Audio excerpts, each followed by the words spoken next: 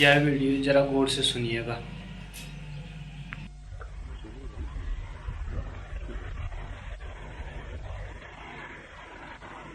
मेरे प्रिय आत्मा,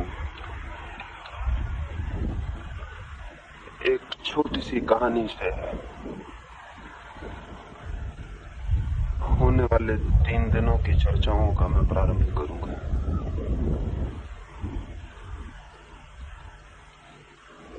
एक युवा फकीर सारी पृथ्वी की परिक्रमा के लिए निकला। उसने सारी जमीन घूमी,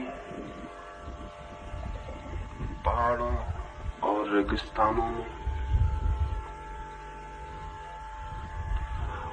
गांव और राजधानियों में, दूर दूर के देशों में वो भटका और घूमा और फिर सारे जगत का भ्रमण करके अपने देश वापस लौटा। जब यात्रा पर निकला था तो जवान था, जब वापस आया तो बूढ़ा हो चुका था। अपने देश की राजधानी में आने पर उसका बड़ा स्वागत हुआ। उस देश के राजा ने उसके चरण छुए और उससे कहा कि धन्य है हमारा भाग्य कि तुम हमारे बीच पैदा हुए और तुमने हमारी सुगंध को सारी दुनिया में पहुंचाया। तुम्हारी कीर्ति के साथ हमारी कीर्ति गई। तुम्हारे शब्दों के साथ हमने जो हजारों वर्षों में संग्रहित किया था वो लोगों तक पहुंचा। और मैं भी एक प्रतीक्षा किए तुम्हारी राह देख रहा हूं। अनेक बार मेरे मन में ये ख्याल उठा है कि मेरा मित्र और मेरे देश का भाग्य जब सारी दुनिया से घूम कर लौटेगा तो शायद मेरे लिए कुछ भेंट भी लाए। शायद सारी दुनिया में कुछ उसने खोजा हो जो मेरे काम का हो। तो मैं बड़ी आशा से तुम्हारी प्रतीक्षा कर रहा हूं। मेरे लिए क्या लाए हो? वो फकीर और वो राजा बचपन के मित्र थे। वे एक ही स्कूल में पढ़े थे।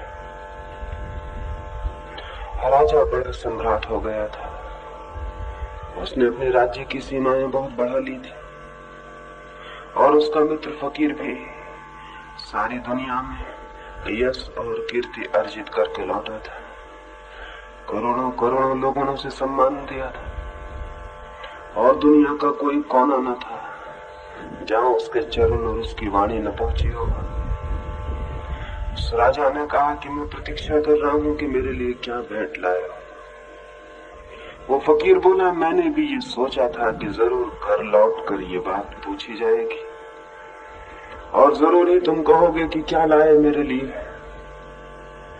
और मैंने दुनिया में बहुत सी चीजें देखी और मैंने सोचा कि उन चीजों को मैं ले चलूं, लेकिन हर चीज लाते वक्त मुझे ख्याल आया ये तो तुम्हारे पास पहले से ही मौजूद होगी। तुम्हारे पास कौन सी चीज की कमी? तुमने दूर दूर के देश जीत लिए। तुम्हारे महलों में सारी दुनिया की संपदा आ गई। तुम्हारे पास कौन सी चीज की कमी होगी जो मैं ले चलूं? आखिर मैं थक गया और मुझे कोई चीज ऐसी न मालूम पड़ी जो तुम्हारे महलों में न पहुंच चुकी हो, जिसके तुम मालिक न बन चुके हो। बहुत सोचकर एक चीज जरूर मैं ले आया हूं, लेकिन अकेले में और एकांत में उस चीज को मैं तुम्हें दूंगा। उस फकीर के पास कुछ दिखाई भी नहीं पाता था। एक छोटा सा झोला था जो उसके कंधे पर लटका था। उसमें क्या हो सकता था? ऐसी कौन सी चीज हो सकती थी जो राजा के पास न हो? क्योंकि फकीर ने खुद ही कहा कि मैं उन सारी चीजों को छोड़ आया हूं जिनका मुझे ख्याल पैदा हुआ कि तुम्हारे पास पहले से होंगे। उस फटे से झोले में क्या हो सकता था? बड़ी उत्सुकता और आकांक्षा से वो राजा उसे अपने महलों में ले गया। सारे लोग जब पीछे छूट गए तो उसने उस फकीर से फिर कहा कि निकाले। दिखाए मुझे क्या ले आए हैं मेरे लिए। उस फकीर ने जो निकाला, आप भी नहीं सोच सकते कि उसने क्या लाया हो। वो एक बड़ी सस्ती सी पर बड़ी अनूठी चीज ले आया था। उसने अपने झोले में से जो निकाला बड़ी साधारण सी चीज थी। एक छोटा सा आईना था, एक छोटा सा दर्पण था 4 पैसे का। और उसने उस राजा को वो दर्पण दिया। राजा ने उसे उलट पलट के देखा। उसने कहा, क्या ये दर्पण ले आए हो? उस फकीर ने कहा, ये मुझे सबसे कठिन चीज मालूम पड़ी जो राजाओं के पास नहीं होती। इसमें तुम खुद को देख सकोगे। और दुनिया में बहुत कम लोग हैं जो खुद को देखने में समर्थ होते हैं। और जिनके पास बहुत कुछ होता है, धन, संपत्ति, यश, वे तो अपने को देखने में और भी असमर्थ हो जाते हैं। तो बहुत खोज के मैं ये दर्पण ले आया हूं ताकि तुम अपने को देख सको।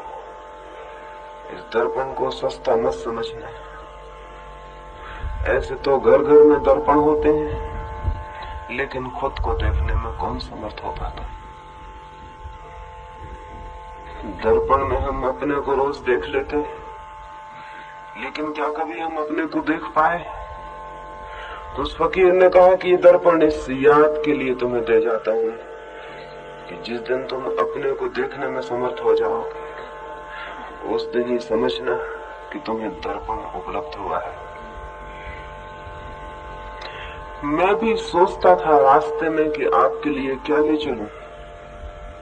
सोचा कि मैं भी दर्पण खरीद लूं और आपको एक दर्पण भेंट कर दूं, क्योंकि जमीन पर वो लोग कम होते जा रहे हैं जिनके पास दर्पण हो, जो खुद को उसमें देख सके और पहचान सके। और मैंने कहा, पता नहीं दर्पण किसी काम में आए या ना आए। और दर्पण बड़ी कमजोर चीज है। पता नहीं आपके हाथों में बचे या टूट जाए।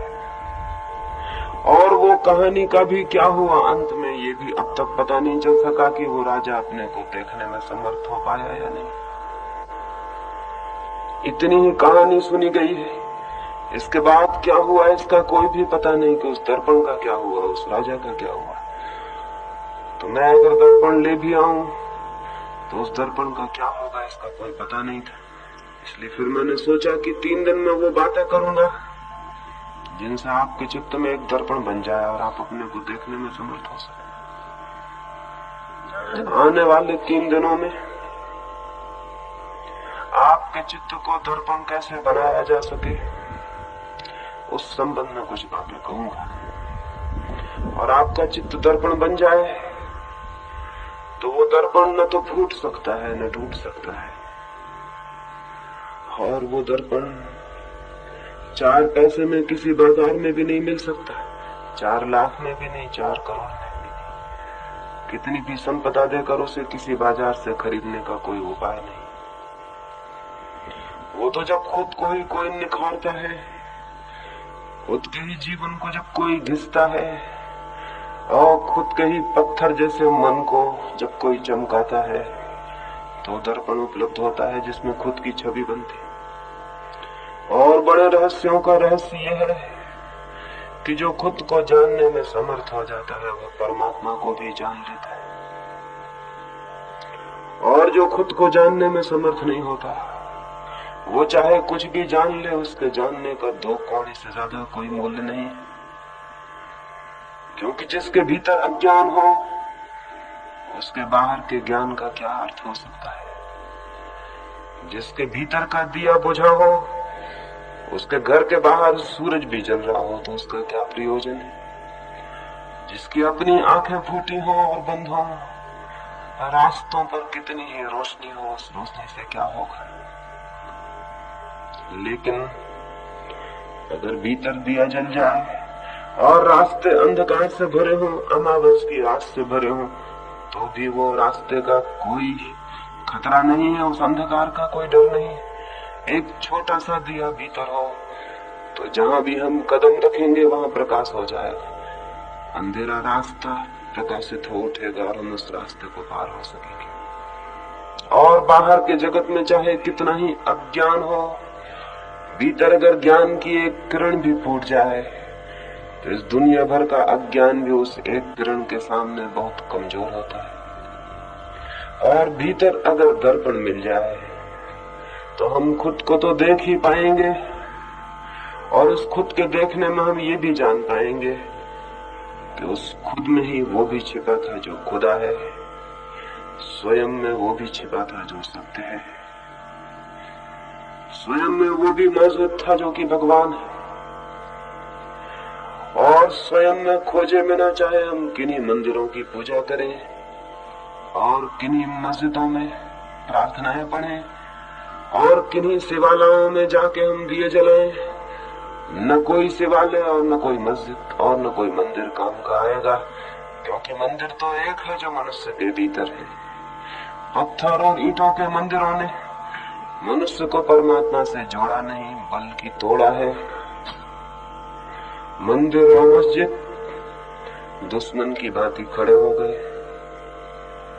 मस्जिद और मंदिर में जाने वाले लोग एक दूसरे के शत्रु होकर खड़े हो गए। भगवान क्या किसी के बीच शत्रुता बन सकता है? परमात्मा क्या मनुष्य और मनुष्य को तोड़ने के लिए दीवार बन सकता है? परमात्मा क्या कोई सीमा बन सकता है जो एक को दूसरे से अलग कर दे?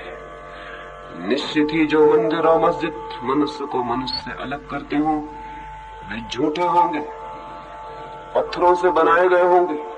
उनमें बैठे हुए भगवान भी पत्थर से ज्यादा नहीं हो सकते। लेकिन एक और मंदिर भी है जो मन का है, और वो जो मन का मंदिर है वो न हिंदू का है और न मुसलमान का है और न ईसाई का और न जैन का, क्योंकि मन तो मन है, न वो हिंदू होता न मुसलमान और न ईसाई। उस मन के मंदिर को अगर कोई उपलब्ध हो जाए, खोज कर ले, तो उसी में वो प्रभु को भी पालेगा। तो उस दर्पण की हम चर्चा करेंगे इन 3 दिनों में, और वो खुद के भीतर दर्पण कैसे विकसित हो जाए, कैसे हम उसको दर्पण को निर्मित कर लें और उस दर्पण में अपने को पालें।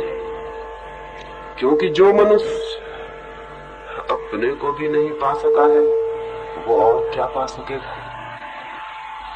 और खुद को छोड़कर चाहे वो सारे जगत का साम्राज्य भी पाले तो भी आखिर में पाएगा उसके हाथ खाली के खाली।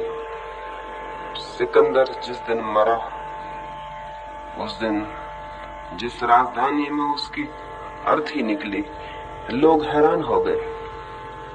एक ही बात उस दिन उस राजधानी में राजपथ पर गूंजने लगी। हजार हजार ओठों पर, हजार हजार मुंह से एक ही बात पूछी जाने लगी कि ये क्या है? सिकंदर के दोनों हाथ अर्थी के बाहर लटके हुए थे। ऐसी अर्थी कभी भी नहीं निकली थी। लोग पूछने लगे कि क्या कोई भूल हो गई है?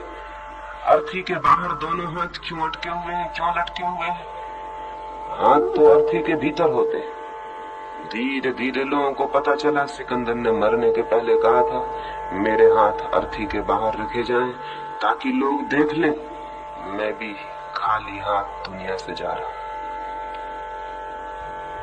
मैंने बहुत कुछ जीता, जमीन करीब करीब जीत ली थी, और जो भी ज्ञात था वो सब मेरा साम्राज्य हो गया था। लेकिन मरते वक्त मैं अनुभव करता हूँ कि मुझसे ज्यादा दरिद्र आदमी और कोई नहीं। और दुनिया ये बात देख ले कि एक सम्राट भी खाली हाथ मरता है, इसलिए मेरे हाथों को अर्थी के बाहर खुले लटके रहने था। हम सबके हाथ भी खाली ही जाते और खाली जाएंगे ही, क्योंकि एक ही संपदा है जो प्राणों को भर सकती है और वो हमारे भीतर है। और बाहर जो भी संपदा है उसे हम भ्रम में रहें भला कि उसे इकट्ठा करके हम अपने प्राणों को भर लेंगे, परिपूरित कर लेंगे, फुलफिलमेंट हो जाएगा। लेकिन आज तक ये न हुआ है और न होगा। आप भी उसके अपवाद नहीं हो सकते। जीवन का नियम यही है, जो बाहर है वो भरने का भ्रम देता है लेकिन भर नहीं पाता, और जो भीतर है वही केवल भर सकता है।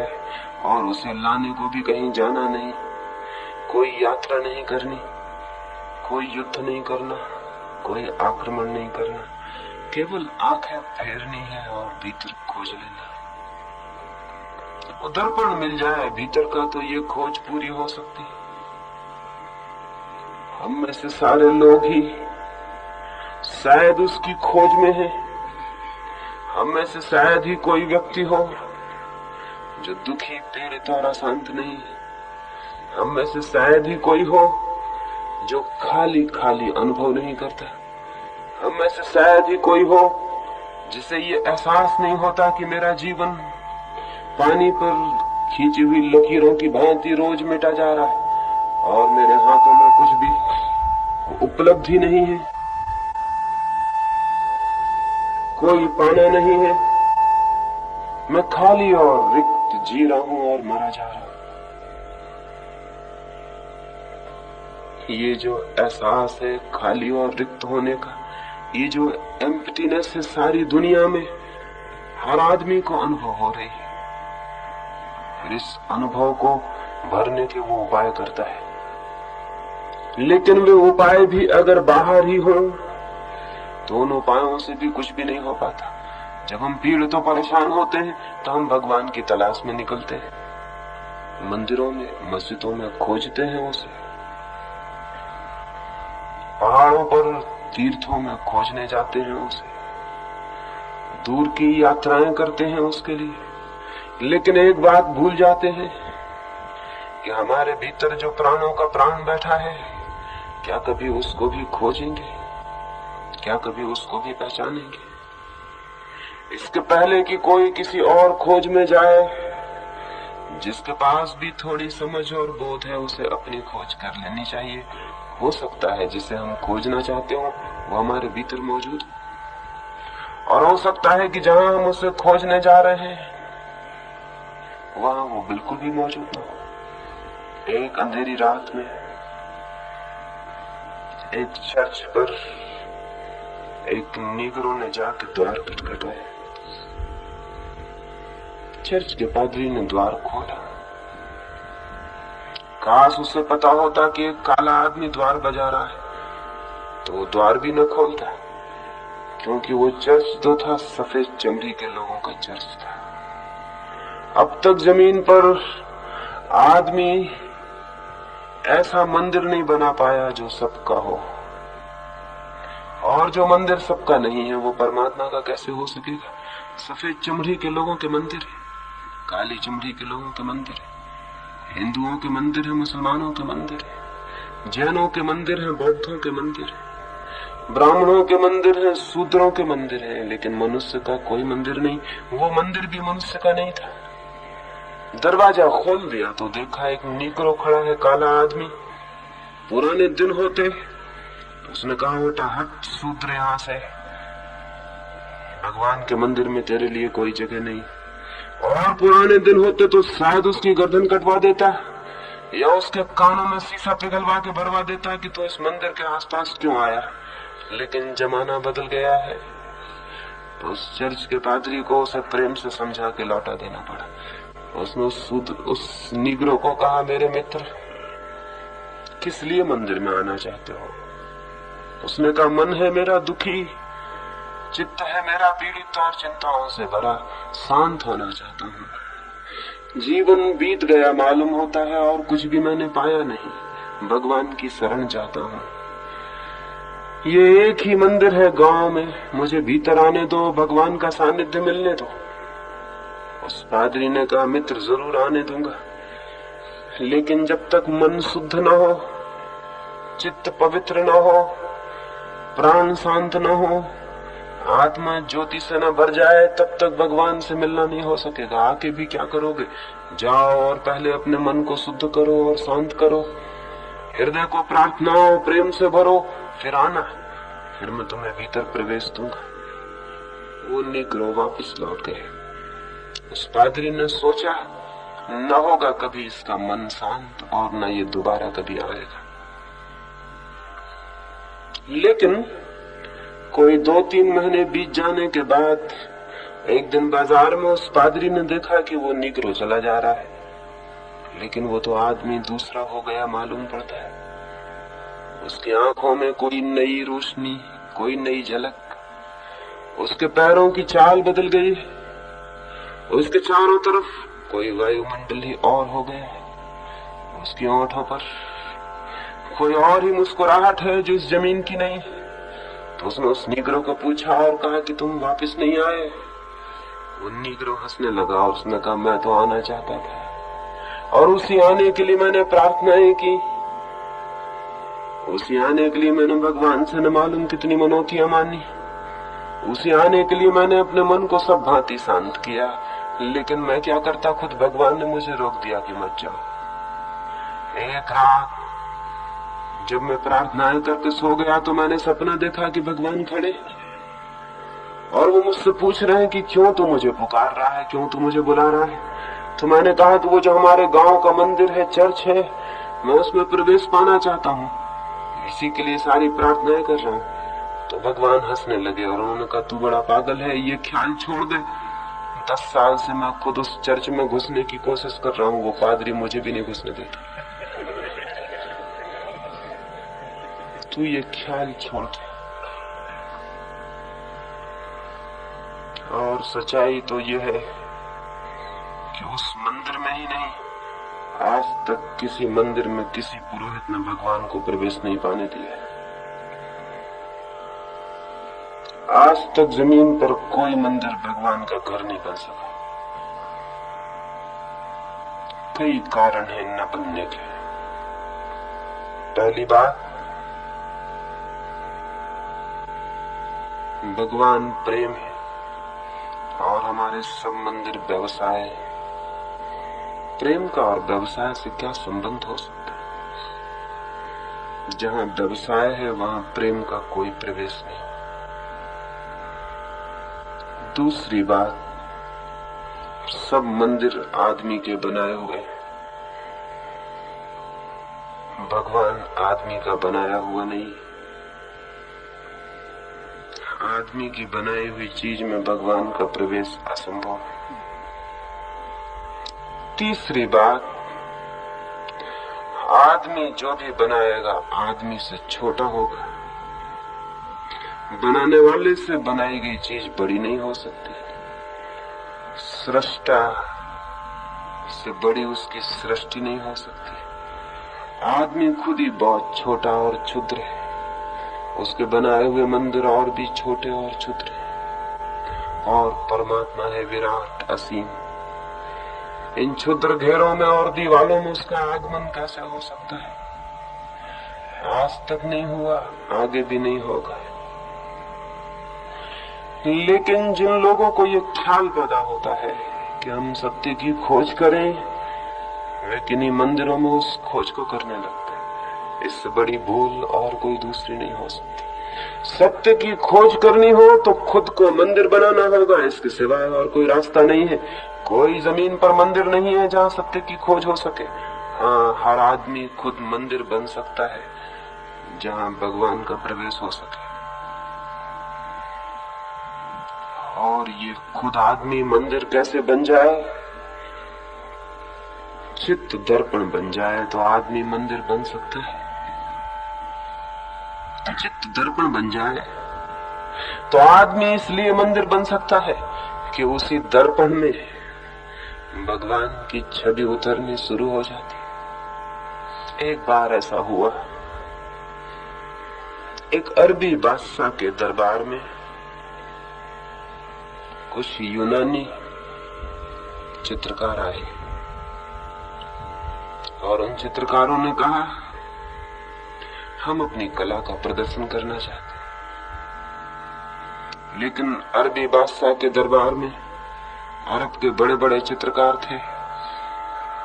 उन्हें बड़ी इस बात से प्रतिस्पर्धा पैदा हुई और उन्होंने कहा कोई हमारी कला कम है जो इन चित्रकारों को आमंत्रण दिया गया है? अगर ये कुछ प्रदर्शन करना चाहते हैं तो हम भी कुछ प्रदर्शन करना चाहते हैं। दोनों चित्रकारों की मंडलियों को, यूनानी और अरबियों को, एक बड़ा भवन दे दिया गया कि वे अपनी अपनी कला का प्रदर्शन करें।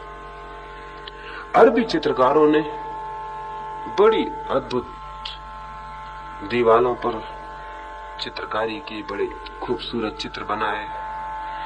6 महीने तक निरंतर वे दिन रात श्रम करते रहे और उन्होंने एक पूरी दीवार पर जादू खड़ा कर दिया। उनकी मेहनत तो देखने जैसी थी, उनका श्रम तो अद्भुत था, लेकिन और भी बड़े आश्चर्य की बात तो यह थी कि यूनानी चित्रकार कुछ भी नहीं कर रहे थे। न उनके पास तूलिकाएं थी और न रंग था।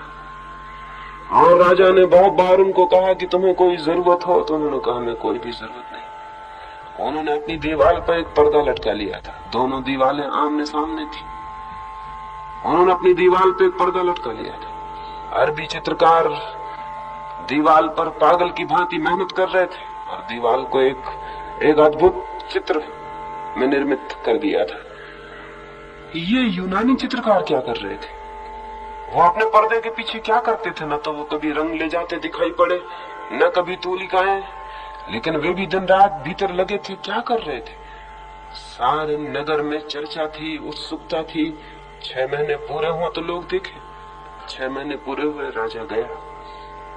राजा भी दीवाना था जानने को कि वो क्या कर रहे हैं। वो जब कोई सामान नहीं ले जाते तो क्या करते होंगे। अंतिम दिन आ गया और राजा गया। अरबी चित्रकारों का चित्रकला देखने जैसी थी। दंग हो गए लोग देखकर। इतने सजीव चित्र उन्होंने बनाए थे जिससे वो दीवार से बाहर निकल आएंगे। ऐसे सजीव वृक्ष उन्होंने दीवार पर पेंट किए थे कि भूल हो जाए कि वो असली है या नकली। दीवार पर ऐसे रास्ते थे कि मन होने लगे कि उन पर चल पड़ो।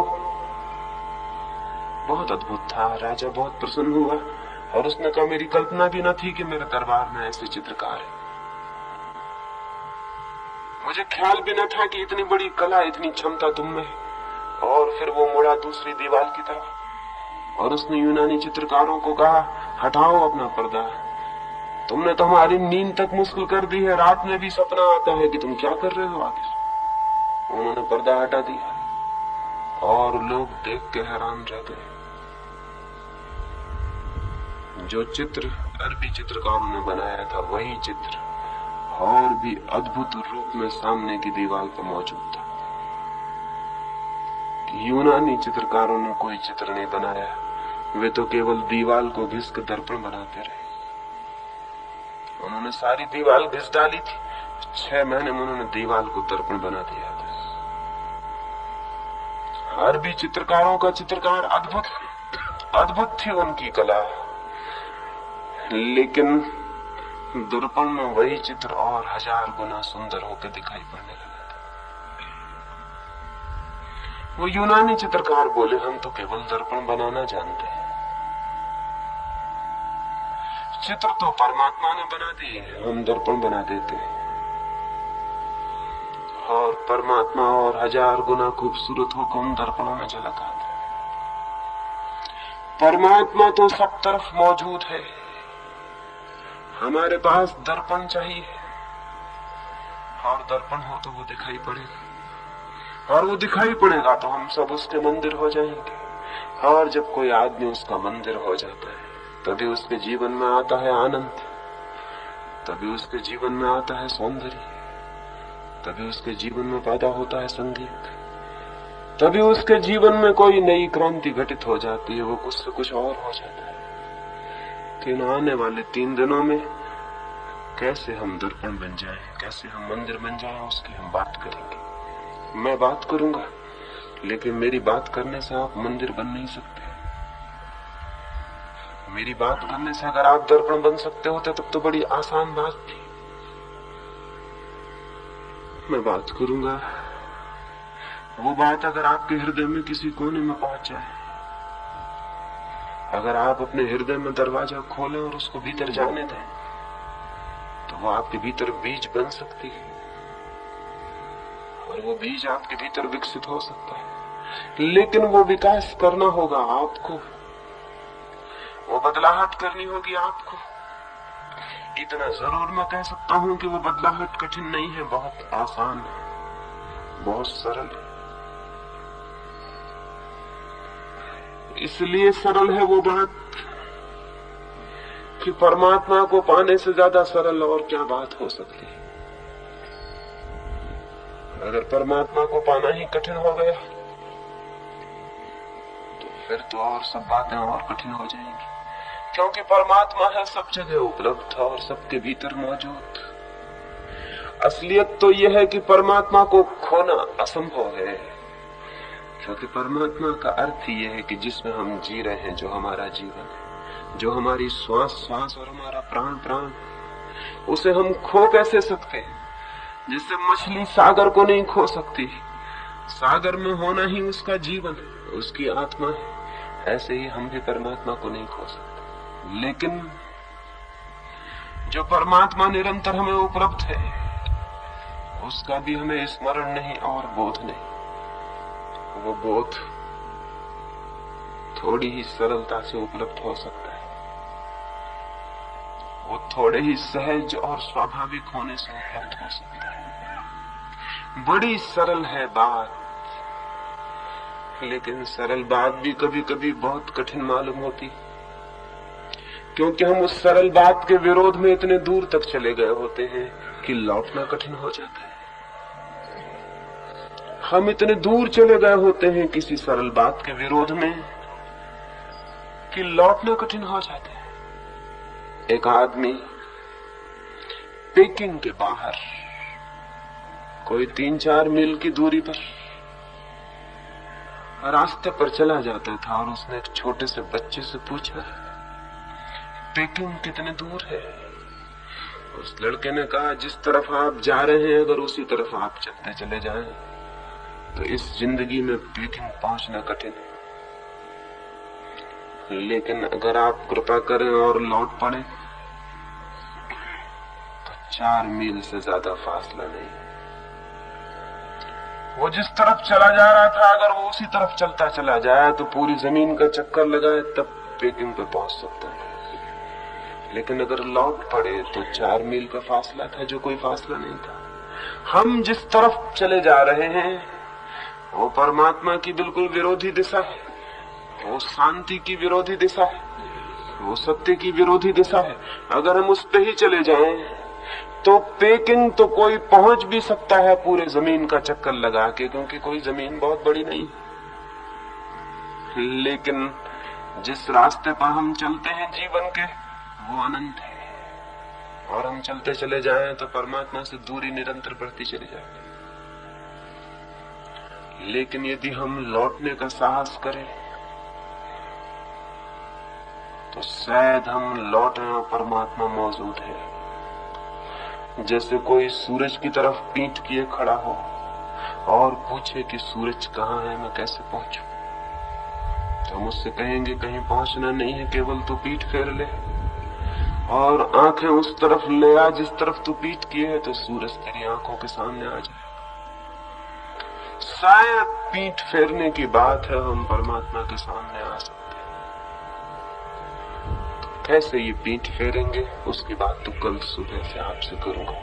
ये तो प्राथमिक चर्चा है, थोड़ी सी आपको सिर्फ ये ख्याल दिलाने को कि हम 3 दिनों में क्या करने वाले हैं। एक निवेदन है, जो भी व्यक्ति उत्सुक हो वो पूरे 3 दिन आए, नहीं तो बिल्कुल ना आए। जो भी उत्सुक हो वो कल सुबह से आए तो फिर पूरे 3 दिन आए, नहीं तो कल सुबह से ना आए। कोई भीड़ करने की यहां जरूरत नहीं। आना हो तो पूरे 3 दिन आने का ख्याल हो तो आना चाहिए, नहीं तो नहीं आना चाहिए।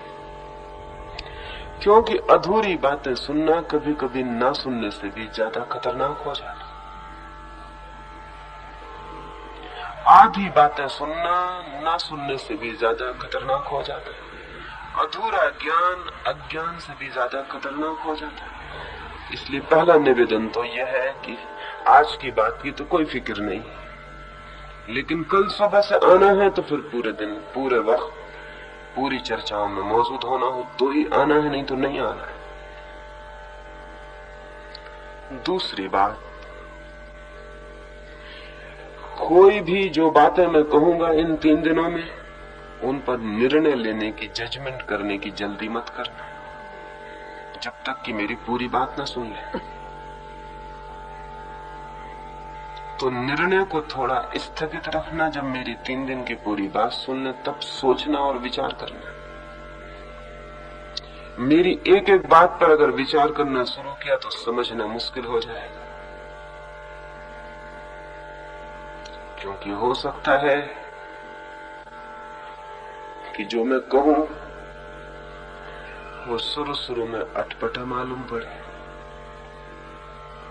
लेकिन अगर 3 दिन पूरी बात को समझने की कोशिश की तो हो सकता है उसका अटपटापन चला जाए और 3 दिन में पूरी बात ख्याल में आ जाए। तो जल्दी निर्णय करने की कोशिश मत करना। जीवन और जीवन के सत्य इतने रहस्यपूर्ण हैं और हमारी समझ इतनी छोटी कि जब हम उससे निर्णय कर लेते हैं तो हम अक्सर भूल में पड़ जाते हैं। तो जल्दी निर्णय नहीं करेंगे। दूसरा निवेदन, रोज रोज फुटकर निर्णय नहीं करेंगे, एक एक बात पर नहीं सोचेंगे। पूरी बात मेरी सुन लेंगे 3 दिन, फिर सोचने का काफी वक्त होगा, फिर धीरे धीरे उसको सोचना। हमारी आदतें गलत हैं। इधर मैं बोलता हूं, उधर आप सोचना जारी रखते हैं कि ये जो मैं कह रहा हूं ठीक है या गलत, ये जो मैं कह रहा हूं ये गीता में लिखा है या नहीं, ये जो मैं कह रहा हूं ये क्राइस्ट ने कहा या नहीं, महावीर ने यही कहा या नहीं। जब मैं बोलता हूं उसी वक्त अगर आप सोचते हैं तो आपको पता है मन एक समय में एक ही काम कर सकता है, या तो सुन सकता है या सोच सकता है। तो अगर आप उसी वक्त सोचते हैं तो आप सुन न पाएंगे, और जिस बात को आप सुन ही ना पाएंगे उसको सोच कैसे पाएंगे। तो पहले सुन लेना, सोचना बाद में कर लेना, कोई जल्दी नहीं। और मैं ये भी नहीं कह रहा हूं कि सुनने का मतलब मान लेना, नहीं। सुनने का मतलब ये भी नहीं है कि मैं जो कहूं उसे मान लेना। मान लेने की भी जल्दी मत करना, क्योंकि मान लेना भी एक निर्णय है। सुनना सिर्फ, न मानने की जल्दी न मानने की जल्दी, न स्वीकार न अस्वीकार, सिर्फ चुपचाप मौन से सुन लेना काफी है। और अगर 3 दिन मौन से बात को सुना भी तो सुनते सुनते ही अगर उस बात में कोई सच्चाई है तो वो आपके प्राणों तक पहुंच जाएगी, और अगर वो बात गलत है तो उसके गलत होने का भी स्पष्ट बोध आपको हो जाएगा। एक फकीर एक गांव में नया नया पहुंचा था। उस गांव के लोगों ने कहा कि चलो, शुक्रवार का दिन था और मस्जिद में नमाज का दिन था। तो उन गांव के लोगों ने कहा कि आओ और मस्जिद में आज हमें समझाओ कुछ। हो गया, वो मंच पर बैठा और उसने कहा, मेरे मित्रों, इसके पहले कि मैं बोलना शुरू करूं, मेरी एक खराब आदत है, मैं एक प्रश्न पूछता हूं हमेशा। वो प्रश्न मैं आज भी पूछूंगा और तुम सबको उसका उत्तर देना पड़ेगा। और उस फकीर ने पूछा, मैं ये पूछना चाहता हूं कि मैं जिस संबंध में बोलूंगा आप लोग उस संबंध में कुछ जानते हैं या नहीं। उन सारे लोगों ने कहा, हम कुछ भी नहीं जानते, हमें कुछ भी पता नहीं। वो फकीर मंच से नीचे उतर गया और उसने कहा कि क्षमा करें, फिर मैं न बोल सकूंगा, क्योंकि जो लोग कुछ भी नहीं जानते उनके साथ सिर खपाना फिजूल है, बेकार। लोग बड़ी हैरानी में पड़ गए। वो फकीर उठ के चला गया। फिर दूसरा शुक्रवार आया, उस गांव के लोगों ने कहा, बड़ा अजीब फकीर है। अब फिर उसके पास चले, वो फिर गया और उन्होंने कहा कि चलो, शुक्रवार का दिन आ गया, उपदेश करो।